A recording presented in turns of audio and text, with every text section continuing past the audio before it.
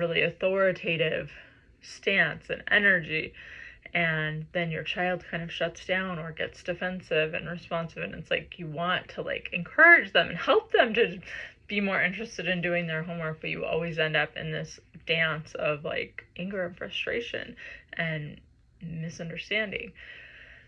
That's why this is so helpful, because once you see that whole pattern, you have the ability to kind of go back and evaluate the thought and see like, maybe it's not true that my son is irresponsible, or maybe it's not true that they always do this.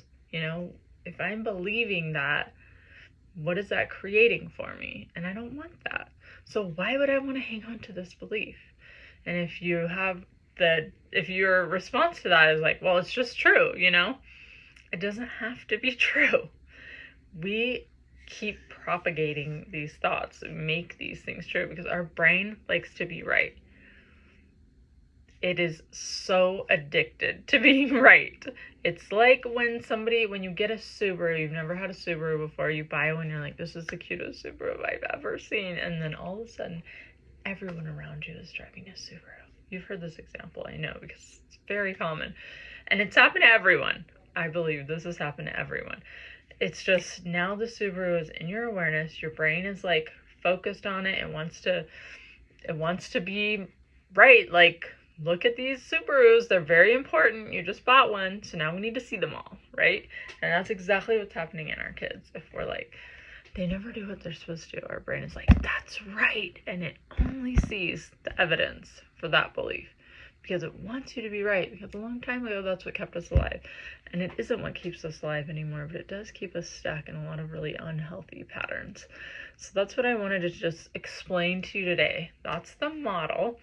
And it's so simple, but you're going to be like, well, I tried thinking a different thought and it didn't work. And that's okay. That's part of this process, is first understanding the process. And there are some thoughts that we can't just change. Like, they're so ingrained in us. They're beliefs that we really have a hard time letting go. So we start with noticing how it works, because that loosens the grip of that system in our brain that's like, make this true, right? Because when we see that there's a possibility of things going a different way, our brain is more open. And we're also more creative. So when we think it's possible that my belief that this kid always is not doing their homework is really like making this scenario of me trying to help him do his homework worse. So what's something else that could be true that would be more helpful here? You know, it could be something like, I know this kid wants to do their homework, but there's obviously something that's preventing them. I wonder what it is. So it's just exploring new thoughts that are more helpful to achieve the goal that you want to achieve with that child. So this is the model, CTFAR. Circumstances are always neutral. So whatever you're going to put in that little space to kind of understand, to unravel this whole thing, you're going to make it super neutral. Said words to the child, had a conversation about blank. Spouse said this. This event happened at the school. You know, you're not going to be like, that person hurt me. That person did the wrong thing. That person yelled. Like, you don't want to add any drama to the circumstance. Keep it as neutral as possible. The drama comes into the thought. The thought is whatever about that circumstance was bothering you, that's the thought you want to follow. Okay? That thought created the feeling. What was the feeling that thought created that then drove all the actions or inactions that then occurred? Okay? And what is the sum total of those actions? What is the result that we ended with through that process? Okay? And when you understand that, you have the ability to have more patience with yourself, because you recognize like, oh, this is just a process that I didn't realize was happening, and I keep doing it, and that's why I keep getting this result I don't want. And that actually like takes tons of pressure off yourself, because you have more awareness, and it creates an opportunity to start changing the way you're thinking so that you can get the results you want. So CTFAR. So I want you to practice that, just thinking about things that have happened, kind of breaking them down.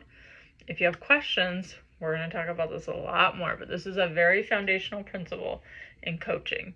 And as you have a better understanding of the way your mind works and how it influences your behaviors and how that creates your life, you have so much more freedom, so much less like victim of like, I am the victim of other people's behaviors. You see how you have the ability to have the life that you want because of the beliefs that you're choosing to embrace and to really lean into, and the willingness to question the value of the thoughts you're having and the serviceability of the thoughts. Like, I'm having all these thoughts and beliefs and they are not helping me.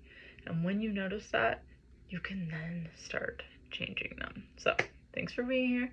If you have any questions, you can follow me on Instagram. It's at a hint of hot mess, and I'm always answering questions, and I'm so happy to help.